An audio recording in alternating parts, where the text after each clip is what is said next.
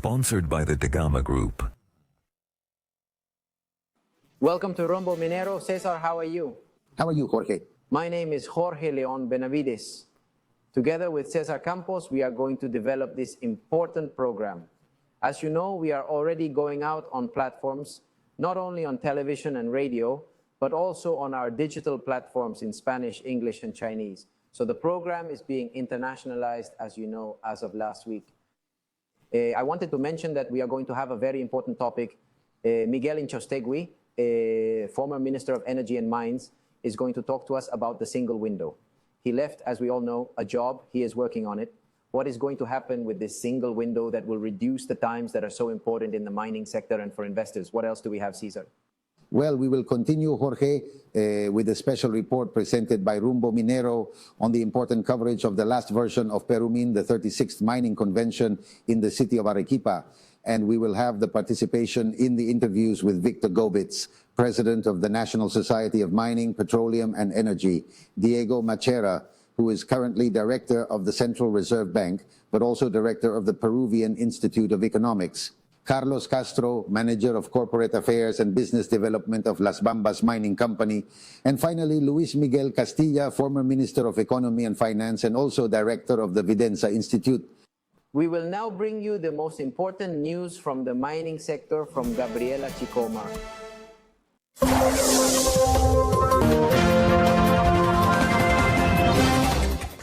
Thank you, Jorge. These are the main mining news of the week. Investment in exploration in August 2023 totaled $38.8 million, a slight increase of 0.4% over the $38.6 million reported the previous month. The mining investment leaders in this category were Compañía de Minas Buenaventura, Compañía Minera Poderosa, and Nexa Resources Peru.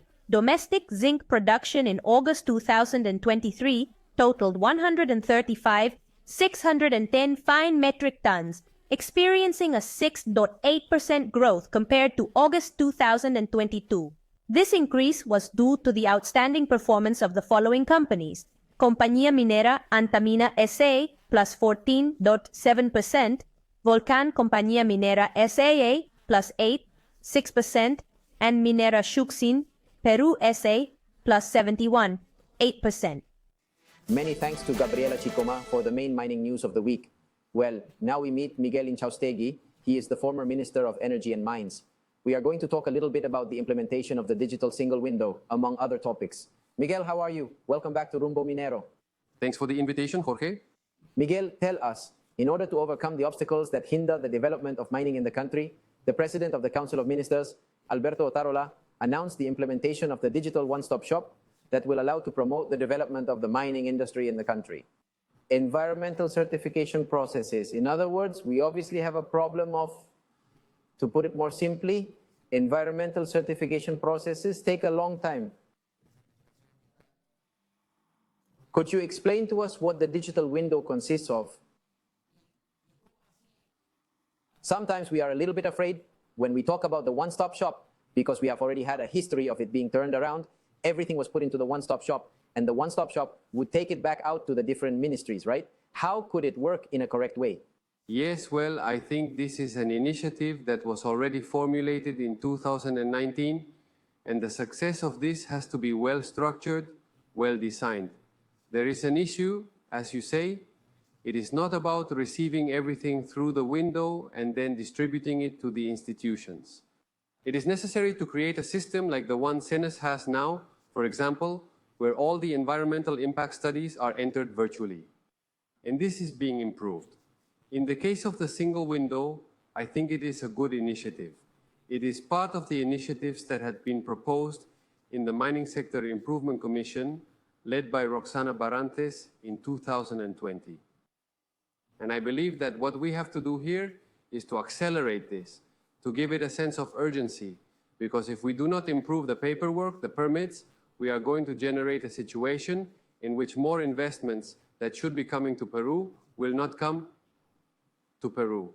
The problem is to address, Miguel, the human resource that is behind each of these regulatory institutions And they also feed 240 steps, distributed among 19 institutions, according to a study carried out by the Peruvian Institute of Economics, commissioned by the National Society of Mining, Petroleum, and Energy.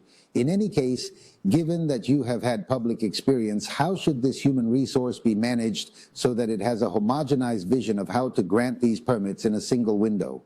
Yes, well, there are several initiatives. Just now, also, the Ministry of Energy and Mines has proposed, for example, to make the processes simultaneous, not in sequence, because precisely what we need now is more equipment in the teams that review. One thing that is very specific, and that does not take long, is to hire more technical people to be able to evaluate the permits.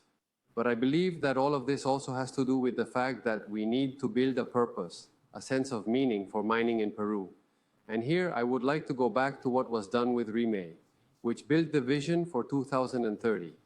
I believe that the Ministry of Energy and Mines could take up this space and put as a first point how, with the environmental NGOs included, how to improve the procedures so that they are more expeditious. So, for example, the regulatory quality of the norms. There is also an initiative that there are many norms that do not have regulatory quality that have to be eliminated or improved. And this is known, there is information. So I believe that what we need here is to put a sense of urgency and start working together to improve and make the permit approval processes more efficient.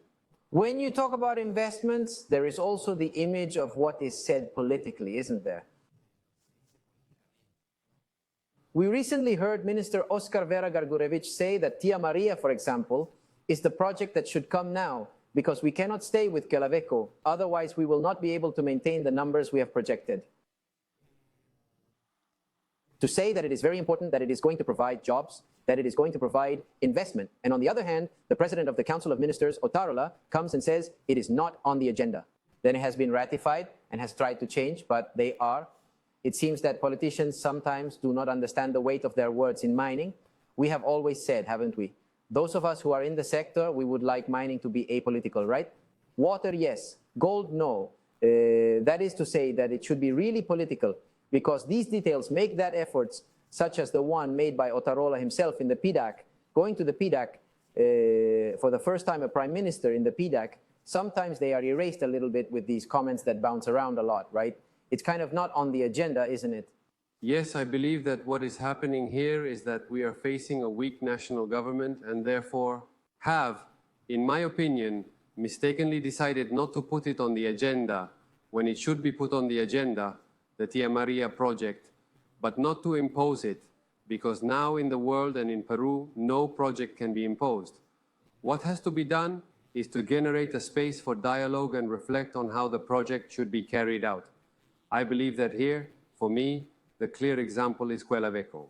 If you remember, Quellaveco had a dialogue table for a year and a half in 2012, and after that reflection, the project began to be built. So, Southern says that the situation in the Tambo Valley is calmer, that people want the project. President Southern has informed that a reservoir will be built in Tambo Bajo. I believe that if this is true, what the government should do is to convene a dialogue in the Tambo Valley. Open the agenda. To open the agenda, exactly. Because opening the agenda does not mean that the project is going anyway. It means that we are going to dialogue and find a point of dialogue and a point of understanding to put the territorial development of the Tambo Valley at the center so that the Tia Maria project can move forward. Probably the people have certain concerns, which I am sure the company could pick up on. Or suddenly, the population does not know in depth the advantages of the project. So, always when faced with a situation like this, what should be promoted is a dialogue and not to put the project on the back burner, because the truth is that with the current economic situation of the country, in my opinion, it is not right to leave a project aside, but rather to promote the project. Agreed. In your previous answer, you alluded to Mining with Purpose, which is the title of a column that you have recently published in the newspaper Gestión, and which I have allowed myself to read with considerable dedication. But what the title itself suggests to me is almost tautological. It means that mining has had no purpose so far. It is necessary to set a goal for it in terms of its community relations, its social service, its development prospects, what it contributes to the national economy, not only through taxes, but also the dynamics it generates with the generation of jobs. I believe that what is happening is that the majority of the population, not only in Peru but in the world, considers that mining is not good. He believes that mining only pollutes. Unfortunately, in Peru and in the world, there is no distinction between illegal and legal mining. And so, that is why I believe, and internally, in my experience in the public sector, the other sectors consider that mining does not, if you better not talk about mining, it's the best thing to do. It is incredible that this happens in a country that is purely a mining country. So, what I encourage with this article is that we work to generate that purpose, that dream, and that together, among all of us, we work towards achieving it. And now there is an enormous opportunity in the world with the change in the energy matrix. Sure. In other words, once again, Peru has an enormous opportunity to develop copper mining as a strategic metal, as well as lithium. You have seen that this has been the axis even in the discussion of the last Perumin. Exactly. Renewable energies and how we are going to apply them. Let us start a dialogue. Let us reflect. Let us find ourselves at the center of development. And let us see that mining can indeed be the catalyst for the development that Peru needs. I believe that this is what we should be aiming at. Miguel, thank you very much for being with us. As always, very clear in your concepts. And we are going to see how progress is made on this issue of the single window, which is definitely an issue. As you have rightly said, it is not only a matter of ordering, it is about the fact that investments do not come when in one country you get things done in 4 months and in another one in 4 years. Thanks for being here. Okay, thank you. Okay, let's take a commercial break and come back.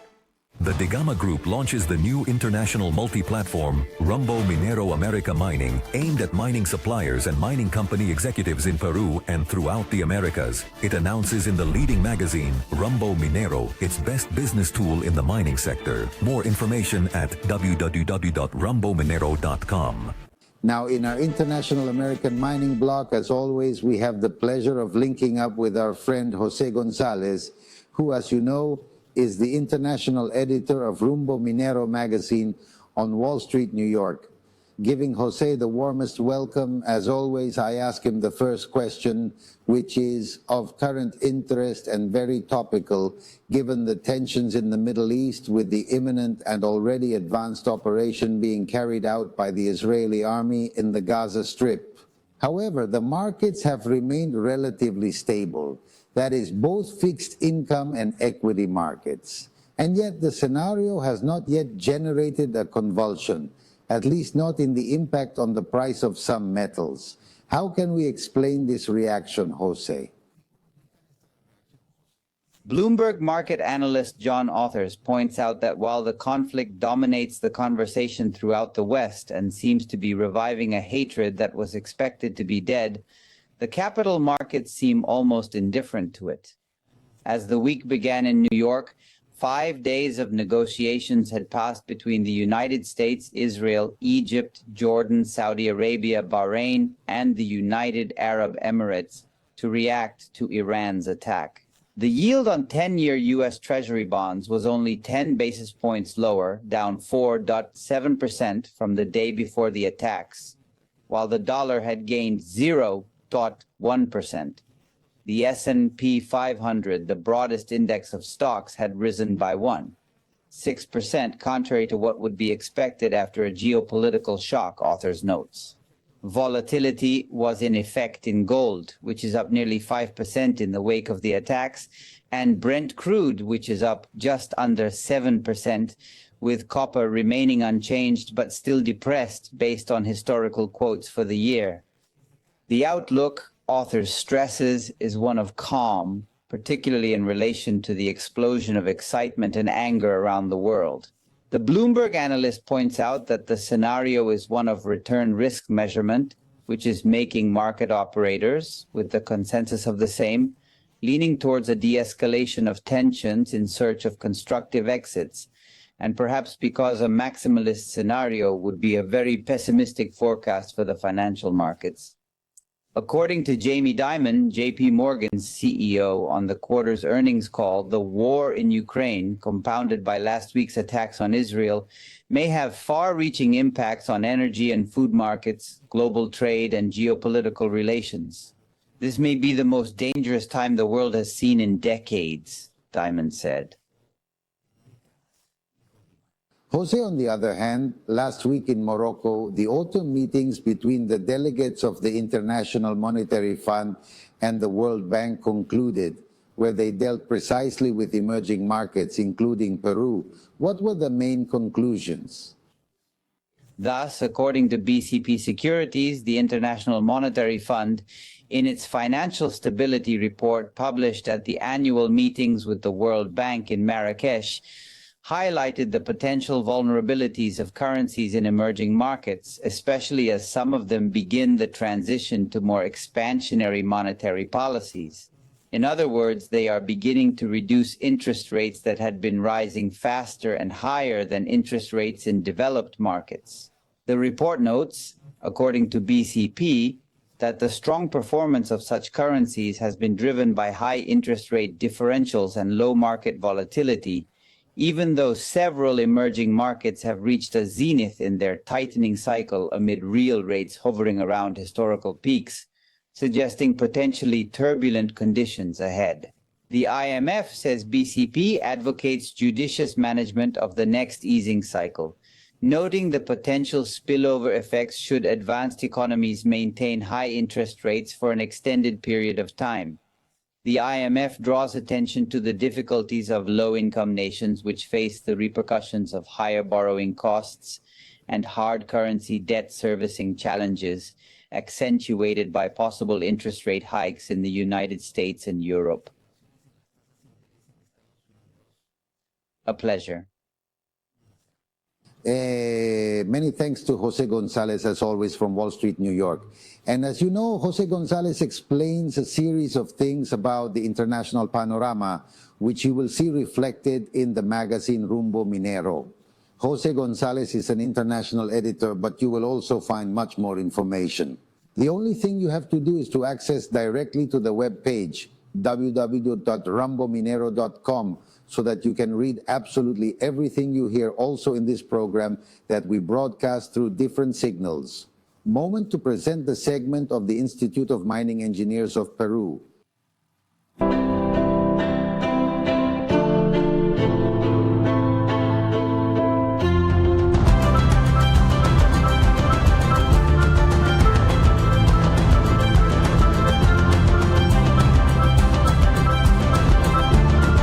In this edition, the Mining Convention has undoubtedly contributed, without any doubt, to outline new objectives, to recognize the various challenges faced by the sector, and above all, to consolidate tangible solutions and viable routes to strengthen the industry we know today and to direct it towards the mining of the future, the one with investments that generate well-being and sustainable development.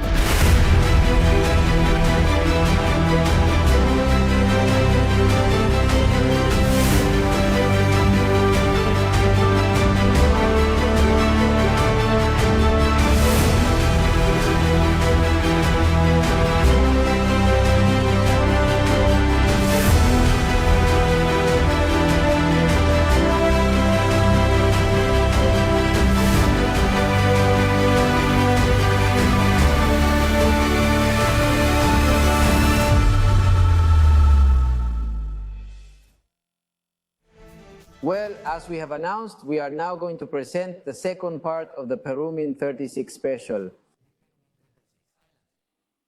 It is always a pleasure for Rumbo Minero to talk to engineer Víctor Gobitz, president of the National Society of Mining, Petroleum and Energy, past president of the Institute of Mining Engineers of Peru, and CEO and general manager of the mining company Antamina. How are you, Víctor? Thank you very much, as always, for being with us. Nice to be with you as usual. We have seen you participating and moderating many tables in these days of the Perumin 36 Mining Convention, where topics have been touched upon that really, from our perspective, land on several aspects that needed to be channeled.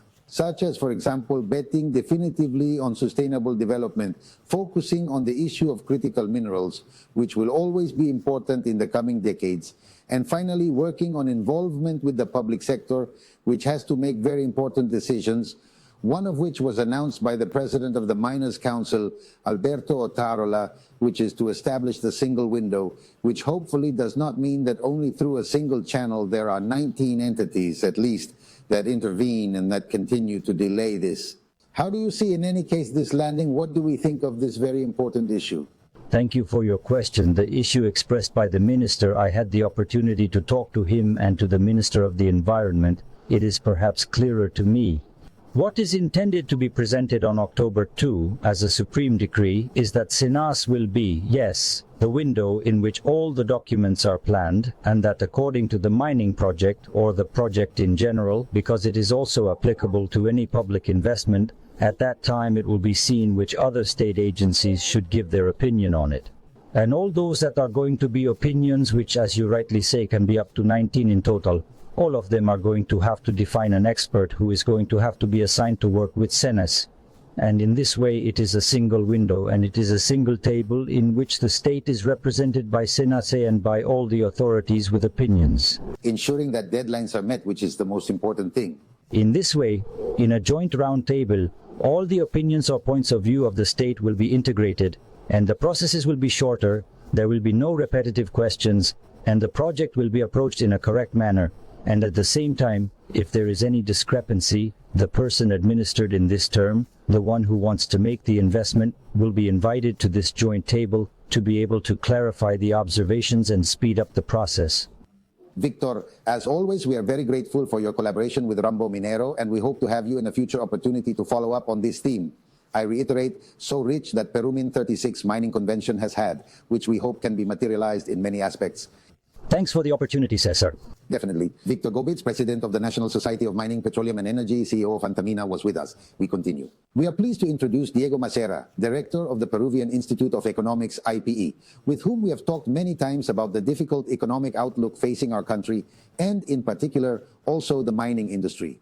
Diego, welcome to our program, as always. Hi, thanks for the invitation.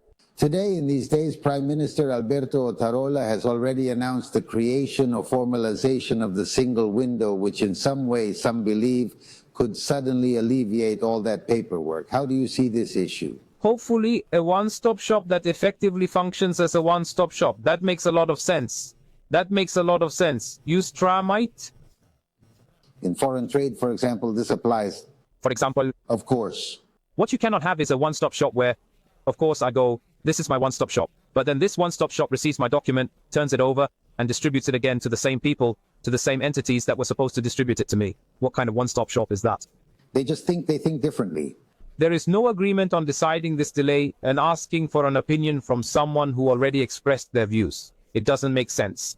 Correct. Yes, then I agree that we should have a one-stop shop. It has been discussed before as well.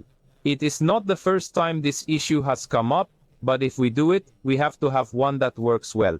Because there are two issues. One part is the paperwork, bureaucracy, duplication of functions between MINAM, ANA, among other entities. And the other part, the other complicated management, is already the part of conflict. These are suddenly the two central issues that we have to begin to solve if we want to raise something of the $53 billion of investment that we have there to leverage. I hope Mrs. Dina Boluarte's government will address the... Look, you're not going to get the 53,000 least- as long as you get 3, 4, 5 big ones that can push and move the needle. I think we are all well served. Diego, as always, thank you very much for being with us on Rumbo Minero. Diego Macera, Director of the Peruvian Institute of Economics, IPE, was on our program. We continue.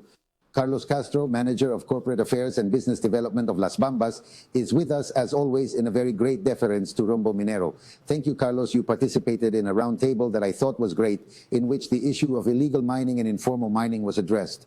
I would like a summary of what you heard and what you yourself expressed on the experience that Las Bambas has had also in the face of all these problems. Yes, thank you, Cesar. It is always a pleasure to be here with you. We have heard two very important insights from Carlos Basombrio and Dante Vera to understand the dimension of this illegal and informal mining problem. For example, Carlos has summarized for us that the impact of criminal activities is 3% of Peruvian GDP. And Dante has also summarized for us that the impact of illegal and informal mining is 2.5% of GDP. Let's imagine this dimension of the problem we are managing, and we have to learn from that. Therefore, it is very important to understand how illegal mining is a competitor of formal and responsible mining. If we do not fight illegal and informal mining, of course we are going to be affecting not only future explorations, one can see it in the long term, but above all ongoing operations. We have seen, for example, that in July of this year, Compañía Minera Poderosa has had to reduce its gold production by 60%. That's right. As a consequence of illegal mining, there have even been 7 fatalities. Collaborators also... People who have passed away from the company itself.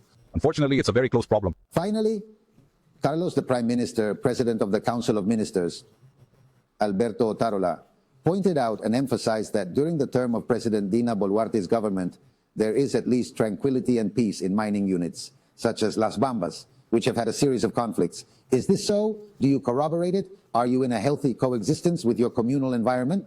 It is a matter of public knowledge. The President of the Council of Ministers during the mining convention asked that in Toronto, on Tuesday, March 7 of this year, he announced the blocking of the road corridors that had been blocked, as was the case of Las Bambas, since March 11, thanks to this application of the law. The state itself defended the fact that Las Bambas, for example, has resumed transporting concentrate uninterruptedly until today.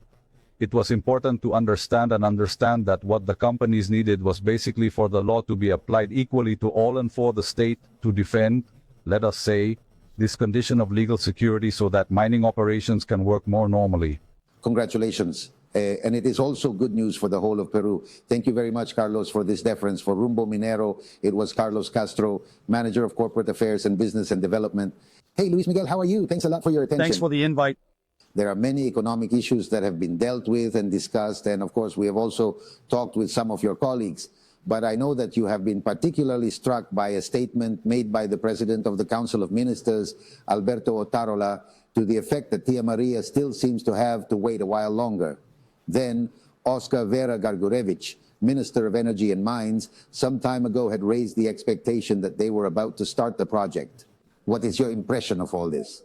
Look, I believe that the government has to be aware that its words take their toll. What is urgently needed in the country is a consistent message that generates confidence. And the Tia Maria project is a project that had complied with all the requirements, absolutely all of them. And due to a political issue, it was postponed. At a time that was earlier, and that I believe all the positive announcements that the Premier has announced, to create an entity that will reduce the processing times, to give a boost to the unblocking that is being carried out by the Ministry of Economy and Finance, tends to overshadow it with a decision that is purely political, in my opinion, and rather I believe that it is an opportunity for whoever takes this possibility, this project, which I believe is emblematic because of what it could mean, is the regional governor. It is a project in which I understand that the company is willing to invest in a reservoir and provide water for agriculture in the Tambo Valley for human consumption and for the minimum fraction required by the company. I believe that these are the type of signals that are required in the country of concrete action. Here we do not have to wait for anything. It is only the political decision. And I think that is what the Premier is missing.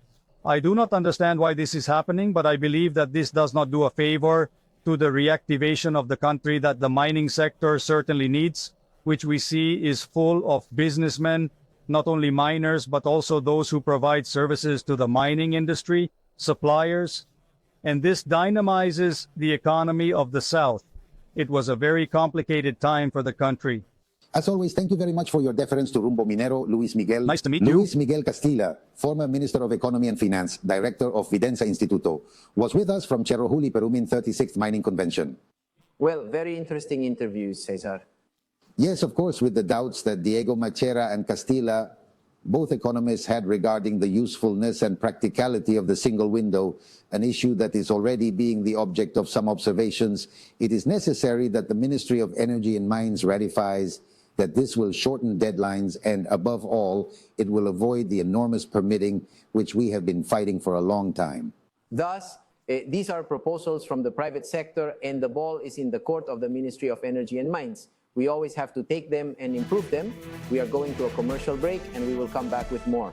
With 16 years of successful trajectory, Expomina Peru, the largest and most important mining event of 2024, will open its doors from September 11 to 13. Expomina Peru will bring together the main mining suppliers in a 47,000 square meter venue with more than 200 stands. Reserve your stand and participate in the most important mining fair of 2024. Expomina Peru, do not hesitate. Invest well. Invest with the leaders. We are waiting for you from September 11 to 13, 2024 at the Jockey Exhibition Center. More information at www.expominaperu.com.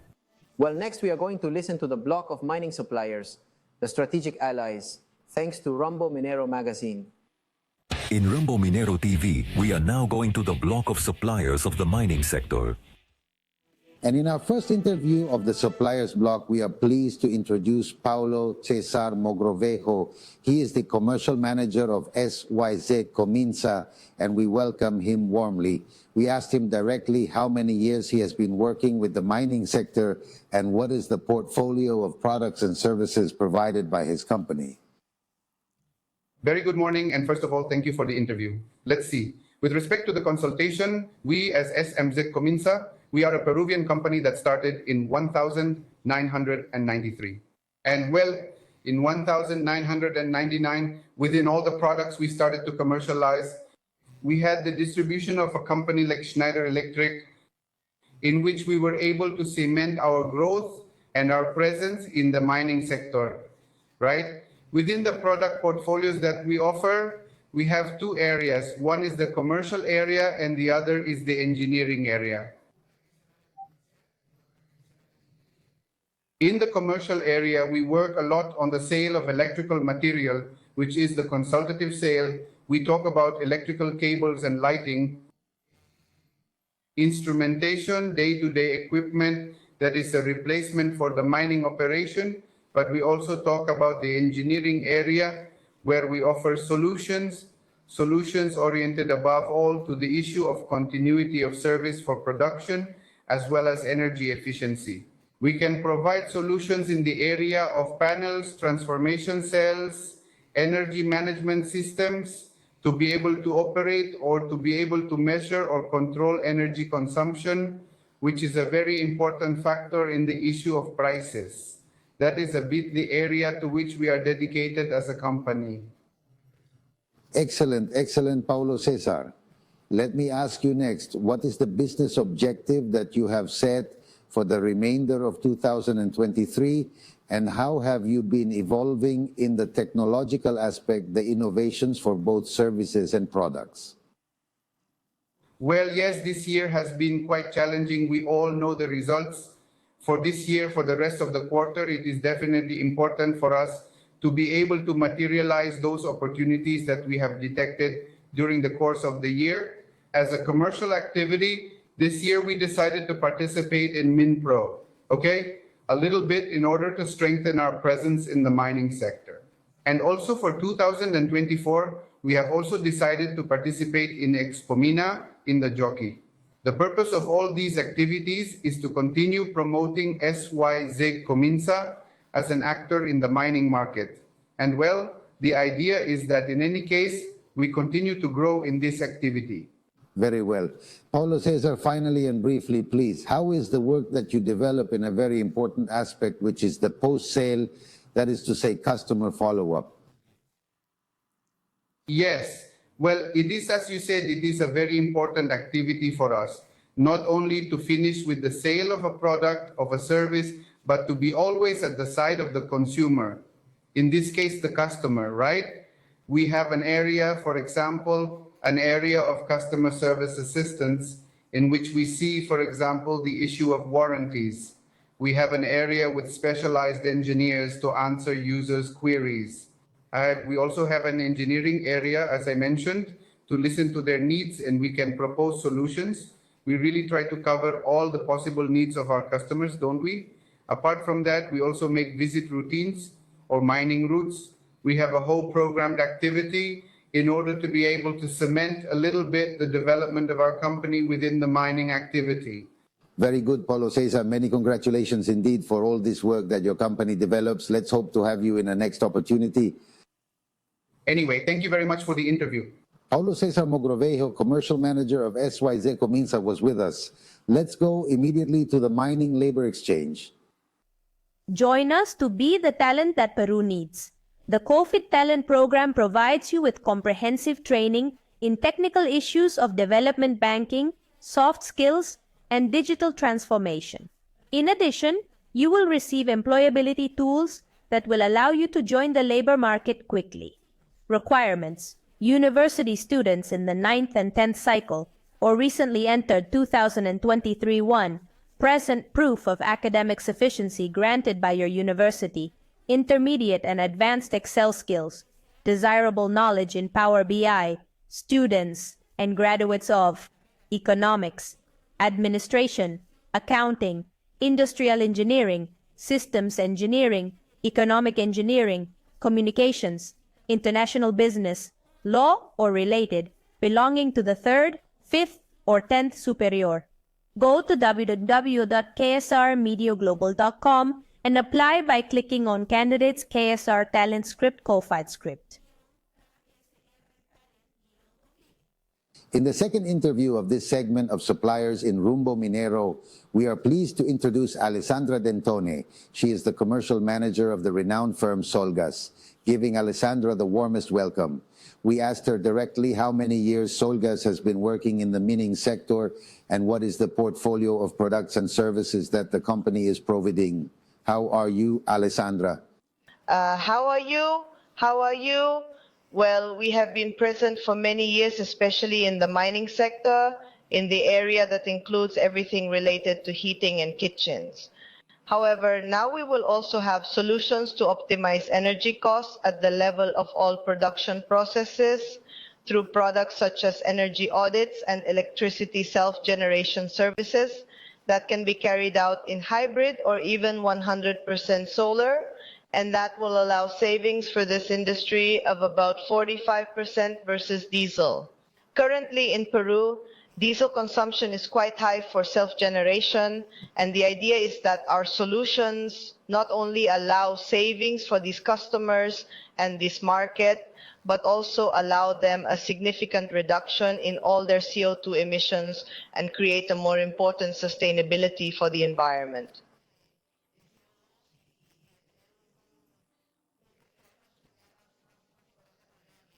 Extraordinary. Alessandra, we are very close to the end of the pandemic year. What are the business objectives you have set for the end of this year?